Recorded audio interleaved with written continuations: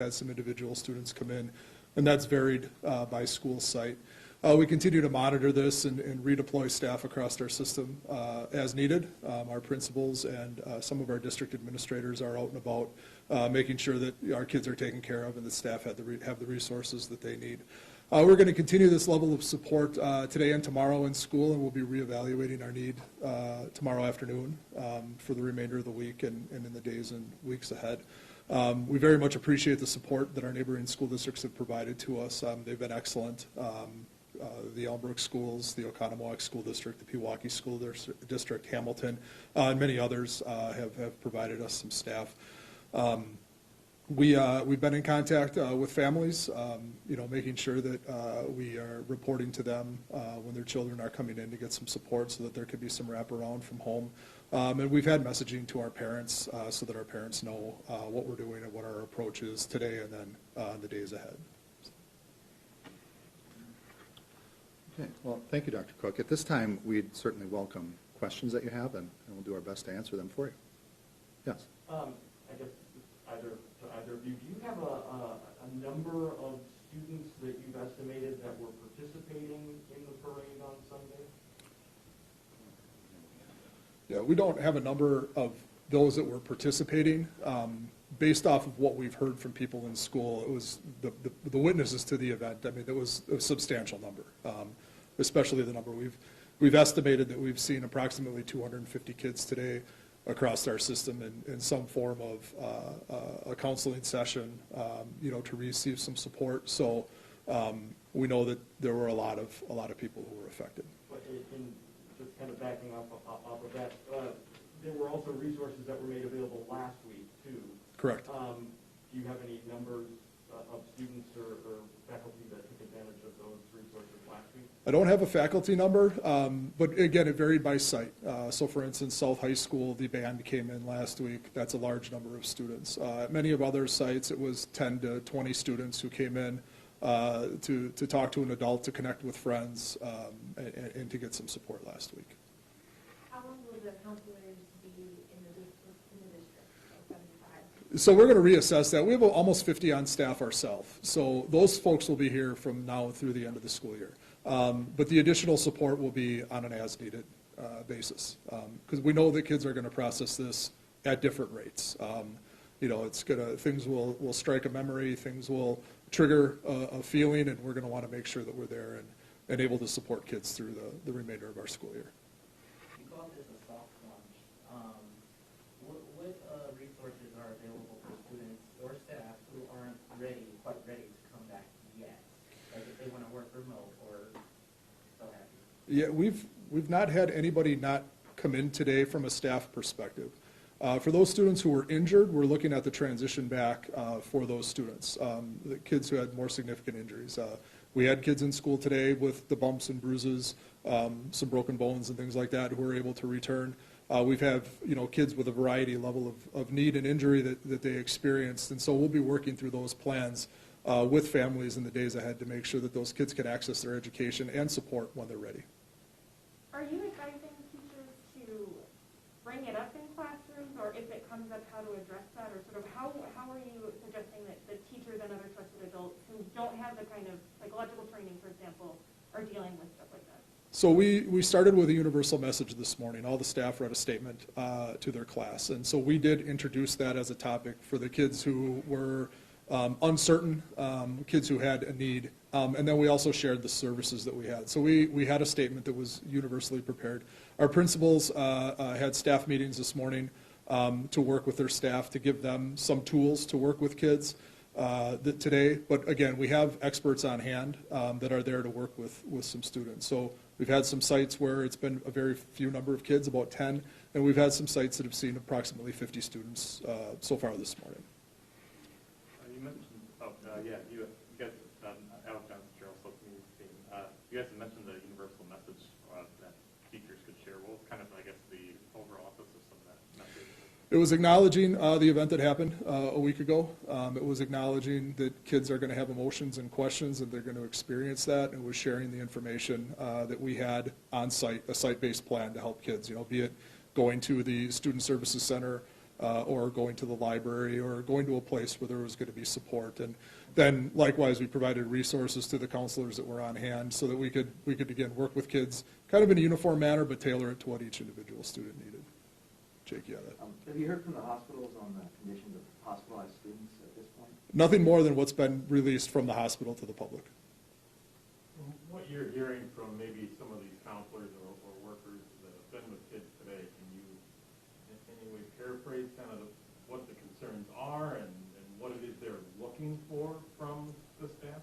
Sure. It's really been, they've been reaching out for somebody to talk to help process what their feelings were, what their feelings are. The range of questions, has been very developmental. Elementary kids are asking things, that could kind of be summarized just for meaning making around what happened. And, are the people who were affected, are they being, are the people who were affected, are they going to be okay? Those types of questions.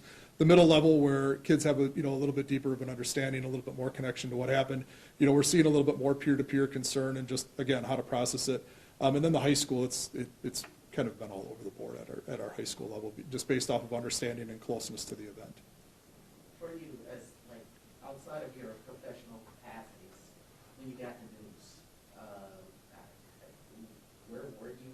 What was it like in those moments when you found out what happened? So Dr. Cook actually got the information from the police department. He called me that Sunday afternoon. A complete shock, and at that point there were still a lot of rumors in terms of what truly had happened. So we immediately gathered here, right actually in this room, to begin planning for what was Monday going to look like and what was school going to potentially look like. And so we spent a couple of hours doing that with some of our high school principals, specifically because they were the ones that were most impacted, particularly with the South ban. But we later found that we had a number of various age kids that not only maybe had injuries, but also witnessed it, as well as a number of our staff that saw things, and parents that human eyes shouldn't have to ever witness. So we started working through that last Sunday night, and then Dr. Cook and I spent time out at South, where there was a family reunification center, just trying to comfort people and support them that way. And so, yeah, it's something that you never think you will have to hear or deal with, but what we are grateful for is the way the community has really come together, and the way that people are uniting and really just supporting one another in a way that is really special to this community of Waukesha. But I'll allow Dr. Cook to speak on that topic as well. Yeah, I would echo what Dr. Siebert said, but just a lot of, shock.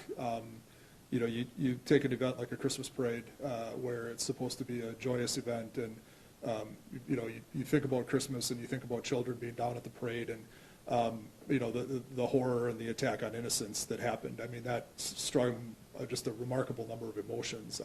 But we did embark immediately on planning and trying to figure out what was going on and how we would address last week with school and get the support in place to make sure that our kids were taken care of and our staff was taken care of last week and into this. Are you getting any leniency to those kids that may have witnessed it or, were hurt in the parade? Obviously, it's the end of the semester maybe for a lot of these kids. If they need a day off or maybe they're just not ready, they're just not in the mindset to maybe study for a test. Is there anything to be done for those students? We're going to handle a lot of things on a case-by-case basis with students, but our general message this week is let's come together, let's take care of each other, and let's not, I don't want to emphasize return to normal, but get to a normal schedule and let that schedule help guide us in the days ahead. There's a sense of normalcy around just showing up to school, going to first period, second period, having lunch with your friends. We want to get the kids back into that routine first, and we'll get to the academics down the road. Is there any extra support being given to those students with the 8-year-old that was killed, that maybe that classroom that he was in? Is there any extra support being given there? That student who passed away was not a Waukesha School District student. So, we're certainly sensitive to the loss of life and to the impact that has overall on our system, but that's not a Waukesha student. Jake? If members of the general community or families want to help out in any way, is there anything the district would recommend they do or look into? I think we're getting a lot of people reaching out from various different perspectives. We just had a communication prior to walking into the room with a company that would help people with home modifications if that was necessary due to the injuries that someone in their family encountered. So I think the best thing to do is just to reach out to either Dr. Cook or myself, and we are able to then hopefully harness those resources into a valuable piece for not only our staff and our families and our kids, but also the community in general. As administrators, you've seen in the last week what these counselors, both from your district and from outside the district, have done. You know, does it give you a new appreciation for the work that they do to step in at this time? Absolutely. Counselors, social workers, psychologists, all the people that other districts have loaned to us, nothing short of super impressive. And then our own staff, as Dr. Cook said, we have over 50, right around 50 of our own people who day in and day out, we see their brilliance, and they just elevate their game in situations like this when most of us are having so many questions that we can't figure out exactly which way maybe we should go. They are the ones that are rock solid in terms of helping kids and helping adults through these types of horrific events. With regards to the help you received from other districts, is that something where you had almost a kind of outline or plan in place for that, or is that something you guys had to come up with on the fly? We've had to deal with a number of tragic type events in our school system in the past several years. And so we had a plan, a crisis response plan that we were able to refer to. The other school districts willingly reached out to us and said, you know, you tell us how many you need and we'll send them over to you. The generosity that we experienced by our neighboring districts was remarkable. Districts from all over southeast Wisconsin. So we feel very, very grateful for that. It was just a matter of putting those people in a proper location and then having a process to redeploy them in the system as needed. But that sketch work, you know, the groundwork was laid for that, and then we just refined that to address what we're facing today. I got one more question. Specifically, like here in Waukesha, we've seen a lot of just hot topics, like people just kind of on different sides of different issues, very contentious and hostile, even possibly environment at times, in meetings and whatnot. Could this be like a jumping off point for like unification, like a message to come together despite how you feel about certain issues, you know, the community coming together? Is there a message that you would want to give at this time, in this like climate that we're in, for people to come together? It's a great question. Jake from the Freeman was kind enough to ask our board president, Joe Como, and I to write a piece for this weekend's paper, and we talked exactly about your question. And if we can harness the type of truly deep collaboration that we're seeing right now in the community, I think there are very bright and brighter days ahead for all of us. And you're right, we have had a number of different tumultuous topics that we've dealt with here in Waukesha, but that public education in general has dealt with across the state of Wisconsin and across the country. And so this could be an opportunity for us if we can maintain this type of true partnership and really connect on a deeper level about what's truly important when it comes down to our kids and our staff and our families. I think we'd have that capability, and we're going to work very hard to continue to try to bring people together. We've seen more significant mental health needs among kids in the last 20 months for so many reasons, for loss, for disruptions. You said that you have about 50 people on staff. Do you feel confident that that's going to be enough for the extended needs of processing a trauma like this, or that you will be able to get enough staff, if you don't already have it, in an environment where it's kind of competitive? There's a lot of school districts looking to staff up their mental health resources. Yeah, so we feel very confident in the folks that we have on hand right now. They have been meeting the needs up until this point right now. We do know that there's an increased mental health need among our adolescents, through the pandemic, but even before the pandemic, we were seeing that.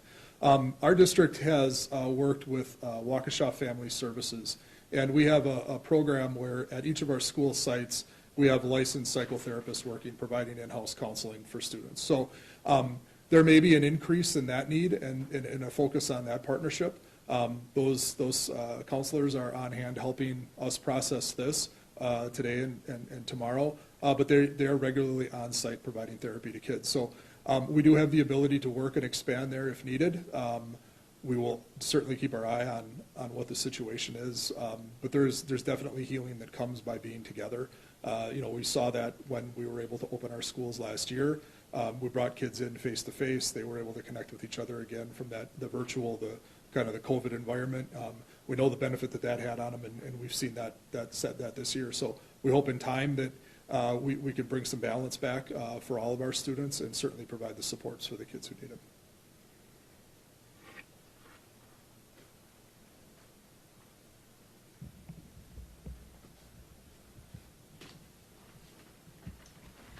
Any other questions that anyone has at this particular point? Go ahead, Alan. I guess I'd ask how personally, how have you been kind of, holding up over this last year or so, just as a leader of this school district? Well, I find myself very fortunate to have a partner like Dr. Cook, where we can work together on these things. And I also truly believe that we need to be strong, and we need to be the ones that help others see that there is hope and that we can emerge from this stronger. And so we rely on each other. We talk a lot, and then we just connect with as many people as we can, and we keep trying to be as positive and as strong as we can, because together we will find our way through this. And the whole collaborative of Waukesha Strong, I think, is a very appropriate term for what it is that we're trying to accomplish.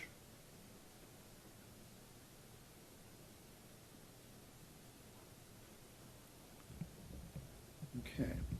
Well, thank you. We really appreciate your time. We appreciate you making the effort to get here. And we appreciate, again, your interest in what it is that we're dealing with here in this very special community. We also recognize that this, as I said in the opening, is going to have some lingering effects. And it's going to be a long road for some of our kids, for some of our staff, and for some of our families. So we're certainly going to continue to rely on the strength of this community. And we are going to continue our really strong belief in the fact that together we will find our way through this, and we will emerge as a stronger school district and a stronger overall Waukesha community. So thank you so much for joining us today.